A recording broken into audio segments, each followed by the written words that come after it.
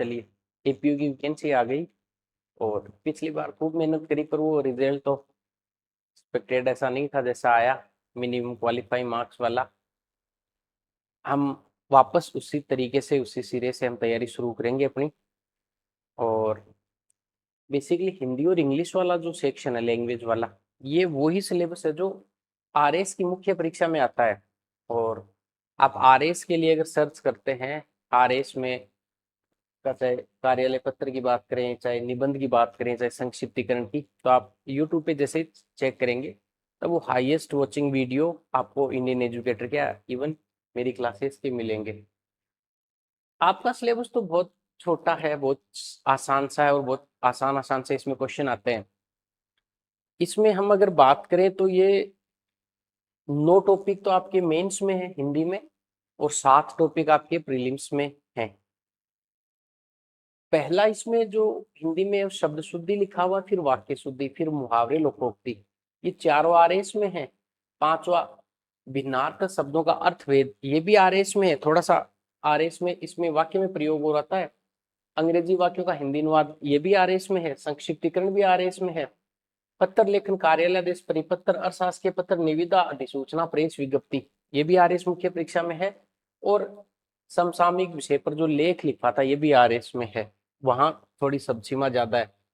तो कुल मिला के ये जो आपका जनरल हिंदी का जो सिलेबस है और सेम टू सेम ये वाला, इसमें टेंस, वॉइस, नरेशन और डिटरमिनर ये हट गए। बाकी नीचे वाला जो इंग्लिश का सिलेबस है वो सेम का सेम आरएस वाला सिलेबस है।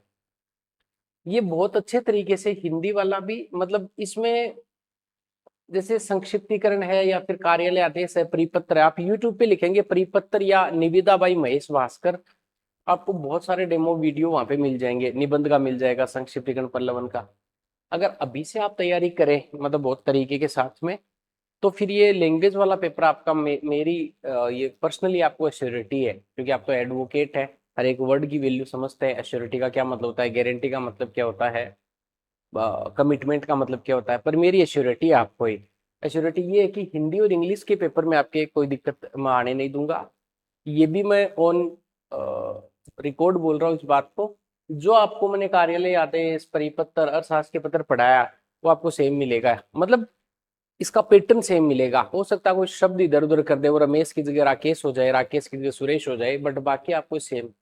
ठीक ऐसा ही इंग्लिश में भी कॉम्प्रिहेंशन का पार्ट है, कंपोजिशन का पार्ट है। इसमें लेटर में आपको ट्रिक बता रखी है कि लेटर को कैसे आप अलग तरीके से लिख सकते हैं। लेटर में एल फोर, लेटर एल4 लेफ्ट साइड से आपको लेटर लिखना है।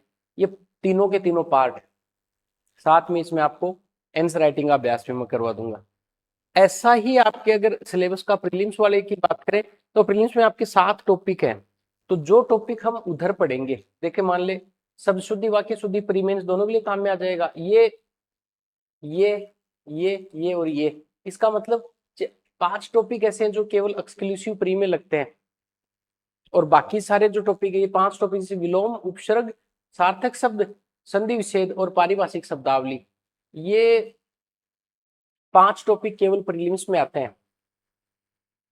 शब्द शुद्धि, वाक्य शुद्धि वाला टॉपिक है, ये आपके मेंस में भी है और प्रीलिम्स में भी काम में आएगा।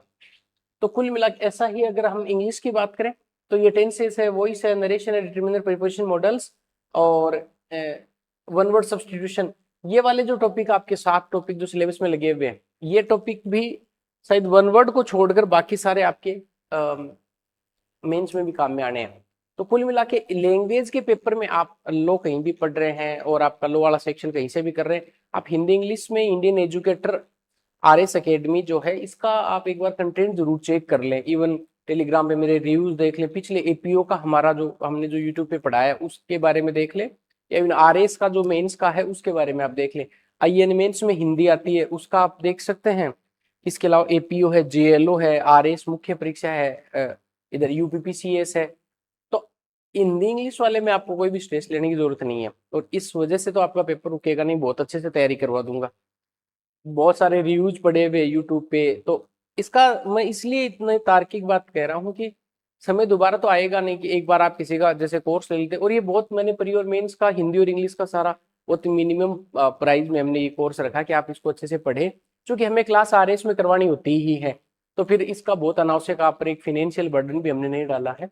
ये सारा का सारा आपको प्रीलिम्स का और मेंस का एक ही आपको कोर्स में कंप्लीट मिल जाएगा, तो आप इसको ले सकते हैं। लेना कैसे है, ये चलाए हिंदी और इंग्लिश टारगेट बैच। ये लेना है कि आप जैसे इंडियन एजुकेटर एप्लीकेशन डाउनलोड करेंगे, आप लेट जरूर नहीं करेंगे, तैयारी आपको अभी से शुरू कर देनी है इंडियन एजुकेटर प्ले स्टोर से, तब वहां पे आपको यही बैच, टारगेट वाला बैच आपको मिल जाएगा। फिर भी आपकी कोई क्यूरी क्यूरी रहेगी नहीं, क्योंकि आपको जो कोर्स अवेलेबल हो रहा है उसमें सब कुछ है, प्री का भी है, मेंस का भी है, हिंदी भी है, पूरी इंग्लिश भी है, 1-1.5 साल की इसकी वैलिडिटी है, जो कि और एक्सटेंड कर देंगे अगर आपका मेंस लेट होगा तो। साथ में ये वाले नंबर है, इस पर आप बहुत रेयर अगर कुछ आपको पूछना तो ही, अदरवाइज तो पढ़ाने को लेकर कोई डाउट नहीं है। डेमो यूट्यूब पे पड़े हुए हैं, महेश भास्कर हिंदी लिखो, महेश भास्कर सर इंग्लिश लिखो, सर आपको मिल जाएगा। बहरहाल ये तो आप हो सकता है कहीं और से भी पढ़े हैं या किसी और टीचर का समझ में आए, वो एक अलग बात है, बट अभी टाइम नहीं जाना चाहिए। बहुत अच्छा पद है और आपको पता है कि कंपटीशन का लेवल डे बाय डे बढ़ रहा है, पिछला रिजल्ट आपने देख ही लिया है, तो आप अच्छे से इसकी प्रिपरेशन करें, एप्लीकेशन पर आपको मिल जाएगा। ठीक है।